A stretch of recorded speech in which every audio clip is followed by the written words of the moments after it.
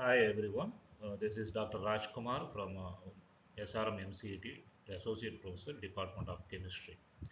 In my previous video, I have discussed about the boiler troubles from water and its treatment unit number 1. Uh, as I mentioned already, I divided this topic into two parts, part 1 and part 2. In part 1, I have discussed um, the basic boiler troubles, scale, sludge, priming and foaming, which were caused due to the using hard water in boiler. So another type, so the higher level boiler troubles are caused due to hard water usage. So in this one we are going to discuss in this one. So caustic embrittlement. So boiler, since it is made up of some steel material or heavy metallic material, and then it is very strong enough, and then in due courses it may be it lose its strength due to the sodium carbonate which was used during the internal treatment of water. So during internal treatment, if we add more amount of sodium carbonate and due to high pressure and temperature, it may be decomposed into sodium hydroxide. So this sodium hydroxide leads to reduce the strength of the boiler.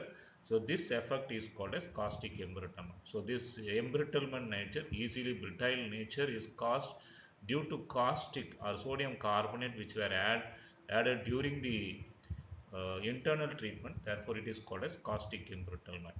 So this pictorial explanation details the sodium hydroxide which were produced during the decomposition of sodium carbonate, and then it react with boiler material, and then it converted to sodium ferroate, and then hydrogen gas is produced. So once the iron material is converted into salt, it loses its strength, and then this hydrogen which are produced is also deform the boiler, and then it leads to brittle nature of the uh, boiler. Therefore it is called as caustic embrittlement. So this slide explains that the chemical equation and the product what happened in this caustic embrittlement. So in the previous slide, just we discussed sodium carbonate is converted to sodium hydroxide. So here uh, by using equation we can explain the sodium carbonate which were expected to remain in the treated water during the internal treatment if it is excess, and then it decomposed into sodium hydroxide. The sodium hydroxide which were produced during this decomposition reaction will react with the boiler material, and then it will convert it to sodium ferroate. So this sodium ferroate is formed, and then this sodium hydroxide which is also react with the boiler material by leaching into the hair crack structure which are present in the boiler, and then it leads to uh, brittle nature, or it will reduce the nature of the boiler or strength of the boiler and so on. So this caustic embrittlement can be explained in three methods. So if you refer some standard books, they will also use some internal battery or maybe cell formation, and then that was also explained, but that is a high level. We no need to discuss at present. So this hydrogen which is were produced in this one reaction also enter through this air crack structure, and then it will deform the boiler. That is called as caustic embrittlement. So this is very important 5 mark question, very simple one. So if you able to recall, the sodium carbonate is converted to sodium hydroxide, and then it leads to reduce the strength of the boiler. That is called as caustic embrittlement. Next one, boiler corrosion. So in general corrosion, we know that any metal or alloy which undergoes the slow and continuous destruction due to the influence of the environment, that is called as corrosion. So in this topic, the our focus is boiler material. So boiler material, due to some cause or some agent, it undergoes corrosion slowly. That is called as boiler corrosion. Boiler material will undergo the slow and continuous destruction due to the presence of dissolved gases and then dissolved salts, and then that will be discussed under the topic boiler corrosion. So we know that boiler vessel are made up of an iron or steel, and then since it is metallic, and then it influenced by the dissolved gases and then dissolved. So there are three agents which leads to boiler corrosion. One is corrosion due to dissolved oxygen. and then corrosion due to dissolved carbon dioxide, and then the acid released by the dissolved salts present in this boiler feed water. So the gases, dissolved gases and dissolved salts which were present in the boiler feed water leads to corrosion. So that is called as boiler corrosion. So in this topic now we are going to discuss how it influence or affect the boiler material, and then how it can be prevented. So first topic is boiler corrosion due to the dissolved oxygen. So initial of this topic we have discussed that dissolved oxygen is very essential. Minimum or maximum of 8 ppm of dissolved oxygen is very essential to maintain the aquatic life and so on.